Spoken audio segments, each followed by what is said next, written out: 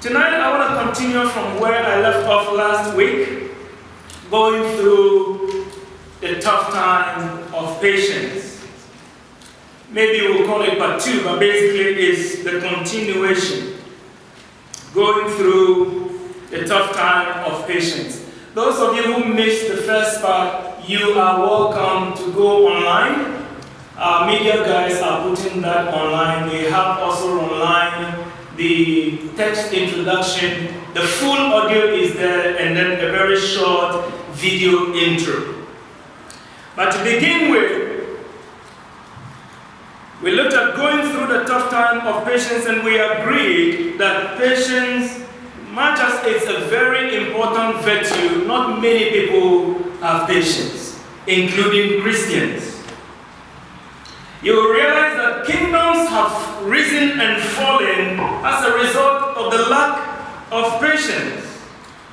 Tonight, I do not want to waste any time. Let's go straight to the point and see how quickly we can get out of here and have some fun. But there are some important things I want us to take a very close look at today. We are going to look at the text we read last week, which is 1 Samuel chapter 13. And I would like to continue from verse 6 through 11. When the Israelites saw that their situation was critical and that their army was hard pressed, they hid in caves and thickets, among the rocks and in pits and cisterns. Some Hebrews even crossed the Jordan to the land of Gad and Gilead.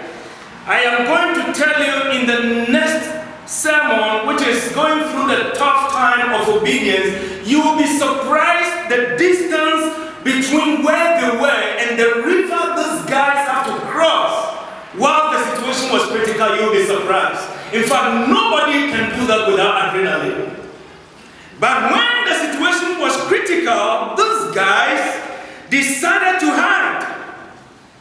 So, they hid in caves, they hid in cisterns, anywhere they could find something that can cover them, they hid in there. Why would they do that? Some of the Hebrews even crossed the Jordan to the land of Gad and Gilead. Saul remained at Gilgal, and all the troops with him were quaking with fear. He waited 7 days, the time set by Samuel, but Samuel did not come to Gilgal, and Saul's men began to scatter. Everybody says scatter.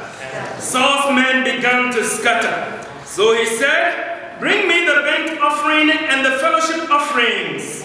And Saul offered up the burnt offering. Just as he finished making the offering, Samuel arrived, and Saul went out to greet him. "What have you done?" said Samuel. Saul replied, "When I saw that the men were scattered, and that you did not come at the set time, and that the Philistines were assembling at Michmash, I thought, now the Philistines will come down against me at Gilgal." And hear this. I thought that the Philistines will come against me.